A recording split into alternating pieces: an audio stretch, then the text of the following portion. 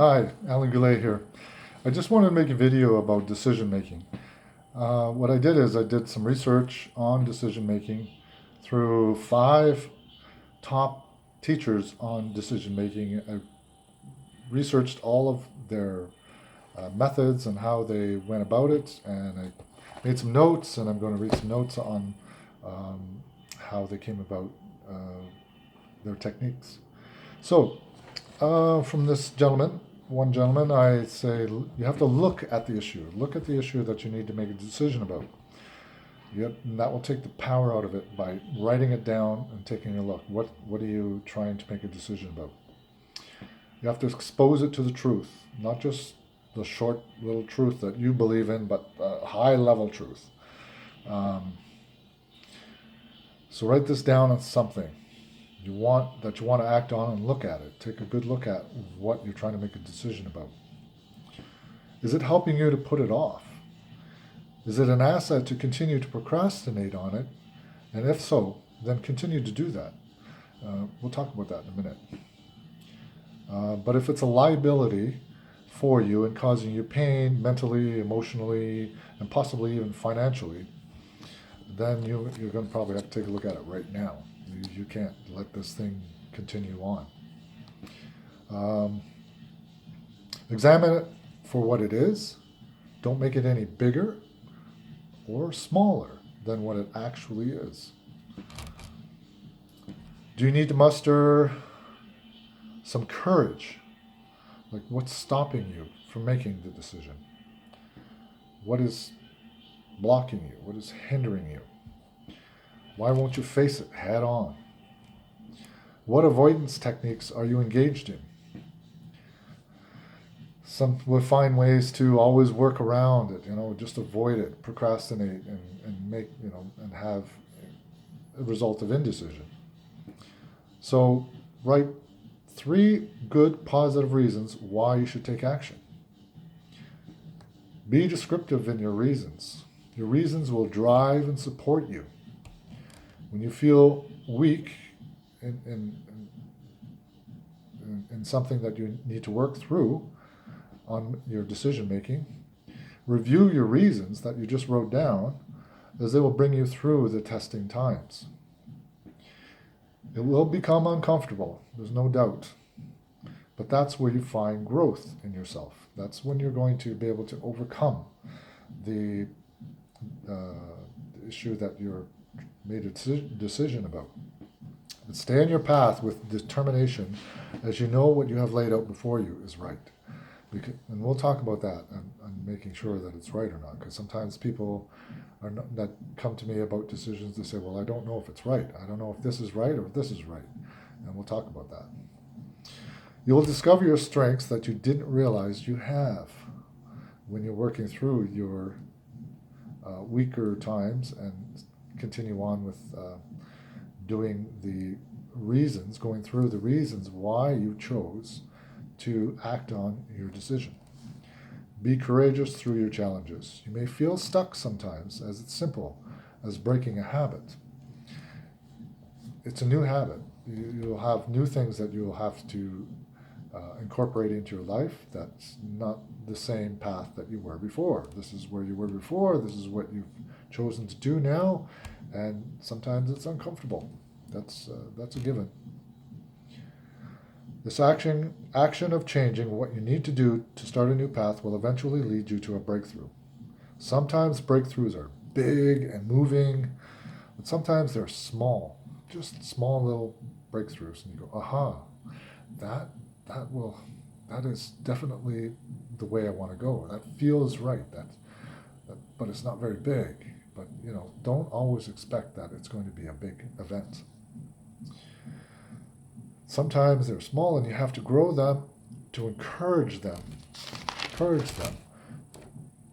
to a new path of doing things. Everyone at some point in their lives have these issues to overcome, whatever they may be in your life. Stress doesn't come from the events, but rather the meaning we give to the events. Because we can choose the meaning we give to the events, we can change our response. We can change the intensity by choosing what we focus on. Choosing a different meaning with a different meaning that is positive. Let me give you an example.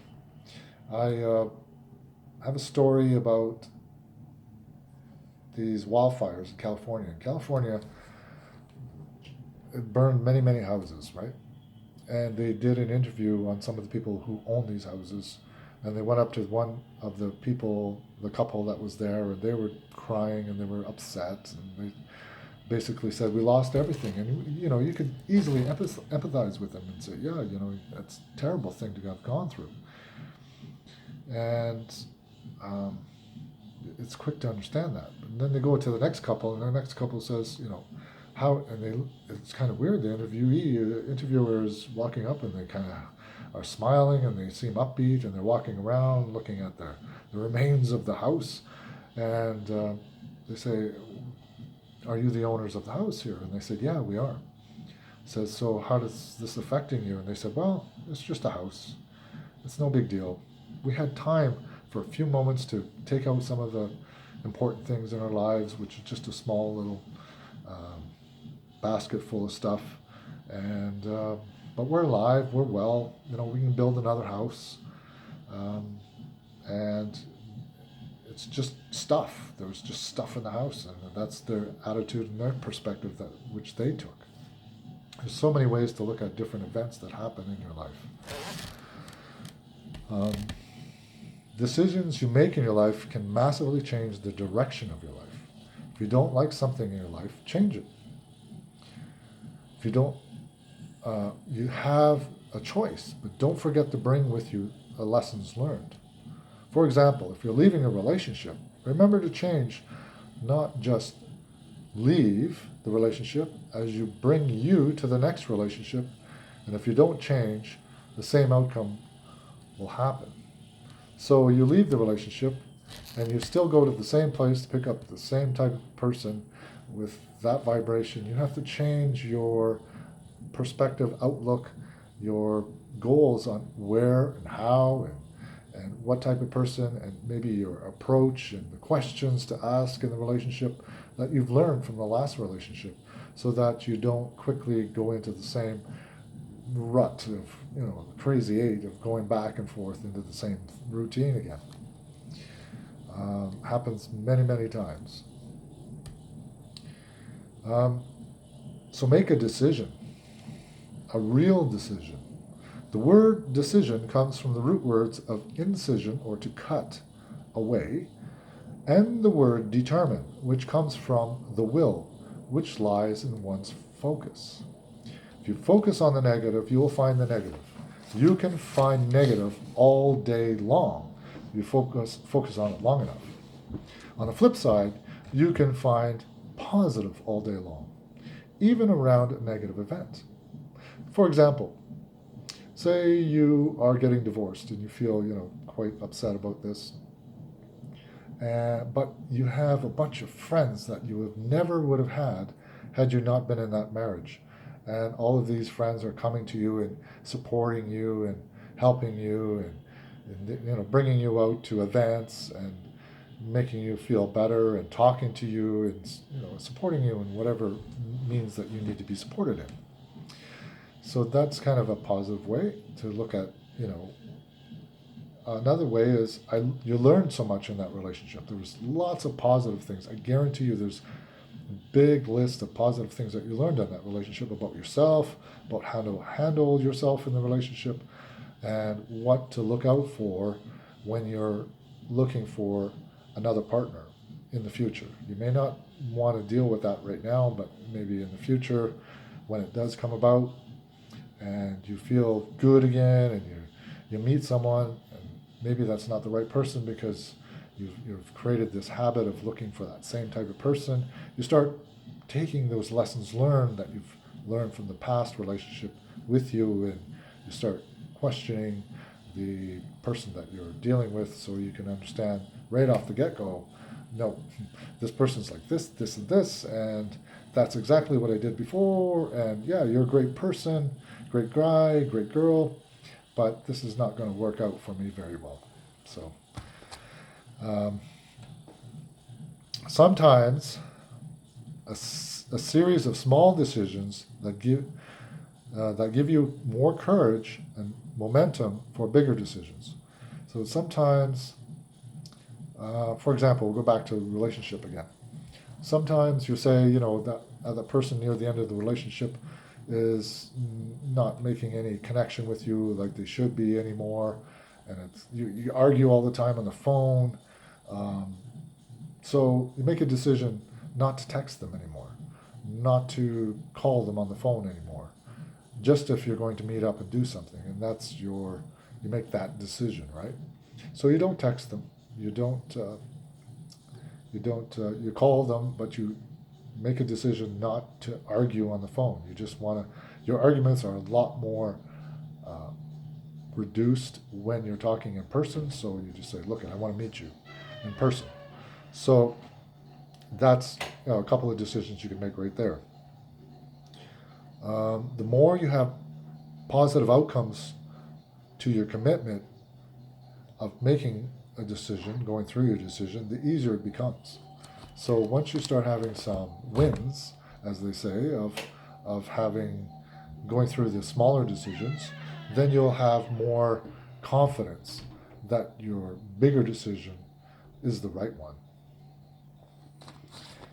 When making a decision, make sure it's a clear, conscious decision and not a procrastinating, avoiding, unconscious one. Lots of people will use the procrastination and not elevate it enough, looking at it enough, not a plan of action, no lessons learned, no nothing, and they just make a rash, harsh decision, and it's the wrong one, or it's for the wrong reason. Maybe it's the right decision, but it's for the wrong reasons. So you have to bring with you the right reasons and the right lessons learned forward, so that when you're engaging in the future on the same type of thing, because it's going to come around again, you will have a better probability of success, much higher. Um, what else here? Attach your positive focus with commitment to your decision, and you will get results, guaranteed. Now, it matters what meaning you attach to an event or outcome. If you attach a meaning of, I'm going to become broke if the economy goes flat, or now I have to become creative and dominate the market. See, there's two different perspectives right there. That, what attachment, what meaning are you putting to your decision? So make sure that you change your perspective up into a positive perspective as much as you can. Decisions should be made with the energy of burning your boats.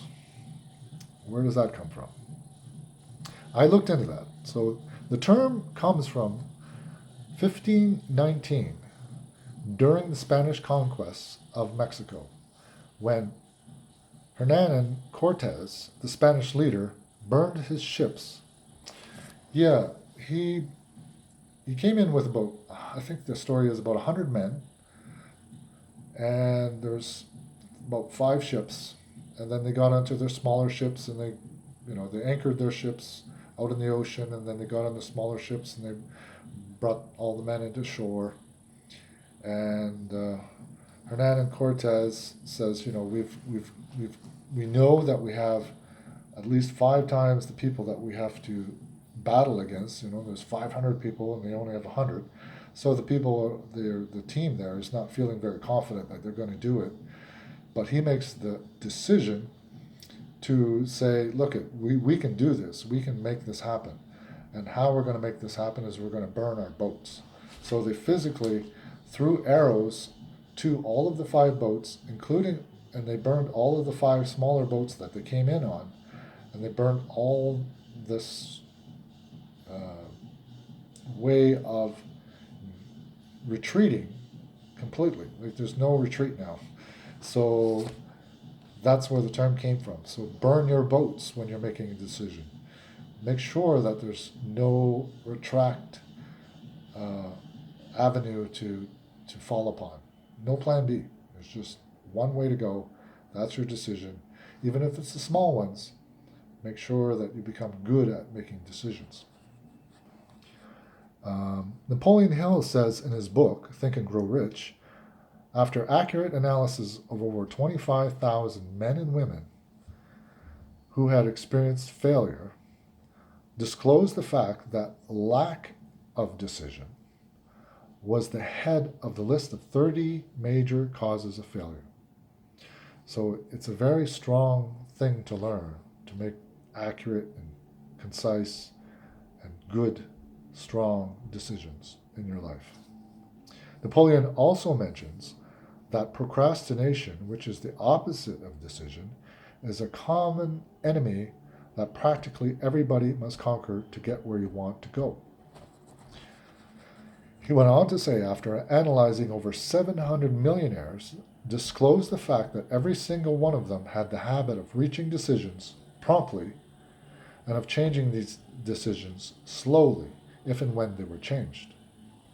People who fail to accumulate wealth, without exception, have the habit of reaching decisions, if at all, very slowly, and of changing these decisions quickly and often. So there's a litmus test again.